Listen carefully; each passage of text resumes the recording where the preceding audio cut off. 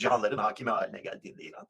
O dönemde İran kültürüne ait olan ve Zerdüştiliğe ait olan bir kavram, Batı dinlerinde kendini göstermiş, bir zuhur etmiş. O da bir şeytan kavramıdır.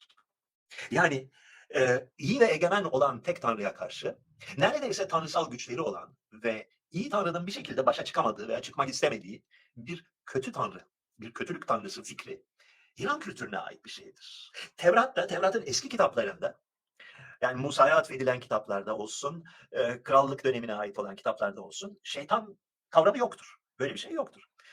Çok sonra, Peygamber Ezra ve Nehemya zamanında, Ezra İslam'da Uzeyr diye geçer, Nehemya'yı bilmiyorum. Yani milattan önce 5. veya 6. yüzyılda Yahut ülkesi İran'ın egemenliği altındayken ancak orada ortaya çıkar şeytan kavramı, satan kavramı ve Hristiyanlığa